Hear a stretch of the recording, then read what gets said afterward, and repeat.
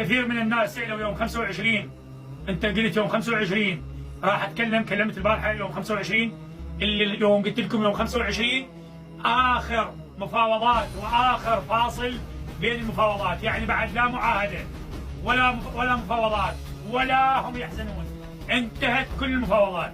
الضربة قادمة لا محال، شئتم أم أبيتم، ما بيها مجال. انت بعد اي مفاوضات ما تصير، حتى لو هسه يقدمون مقترح تنازلات بعد ما مقبوله. زين، فهذا اللي قاعد نتكلم به. يوم 25 انتهت، لغت كل المفاوضات، رفضت كل المفاوضات، ننتظر الضربه. قلت لكم اني من انتهت المفاوضات راح تعدون هاي الايام لا محال، لان التجهيز.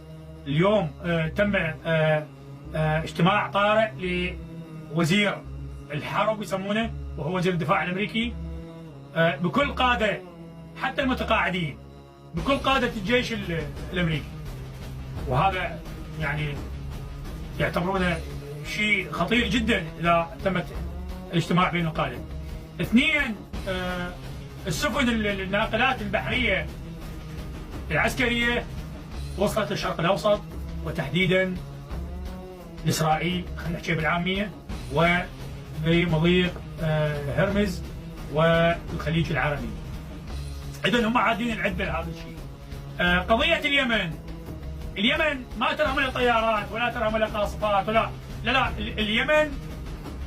اليمن راح يصير لها دخول جيش بري، هذا اللي نقوله، دخول جيش بري مشترك من كل التحالفات اللي راح تصير للقضاء على الحوثيين. هاي المعطيات اللي اعطيكم اياها مثل ما هي، مثل ما سمعناها، وتصريح علني حكينا لكم اياه. وكفصائل العراق مستهدفين، وهم حايلين برواحهم بس، وحتى تليفونات ما يشيلون، حتى تليفونات ما يحملون. وهم انتهوا بعد، حتى بالشارع ما يقول لك انا ميليشياوي، بعد ماكو هوبزه، هم خايفين وخايفين ومنتهين، حتى خايفين من الشعب.